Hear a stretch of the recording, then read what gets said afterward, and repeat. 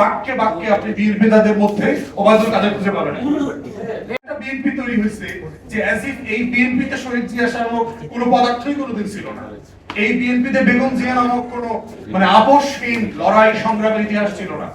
এক নতুন বিএনপি মনে হইতেছে এবং বিএনপি নেতাদের বক্তব্য শুনলে এটাকে আসলে আওয়ামী লীগের কোন নেতা বলছে না আসলে বিএনপির নেতা বলতেছে, ওটা মাঝে মধ্যে কনফিউজিং লাগে।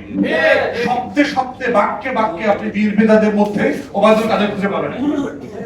আপনি যদি চেহারাটা না দেখে শোনেন আপনার কাছে মনে হবে এক বিএনপির ওবায়দুল কাদের কথা বলতেছে, এক বিএনপির হাসান মাহমুদ কথা বলতেছে, এক বিএনপির হানিফ কথা বলতেছে। এই যে বিএনপির আওয়ামীকরণ হওয়াটা এটা দেশের জন্য দুর্ভাগ্য। কারণ আমরা যারা গণ অভ্যুত্থানের পক্ষে শক্তি ছিলাম আমরা সবাই মোটা দাগে শহীদ জিয়াউর রহমানের রাজনীতির ক্যানভাসে থাকি, ওই ক্যানভাসেই আমরা রাজনীতি করি। তাই আমি আমার বক্তব্য শেষ করছি যে এই বিনীত অনুরোধ জানায় আমাদের গণ অভ্যুত্থানের পক্ষে শক্তি আক্তার ভাই এখানে লম্বা সময়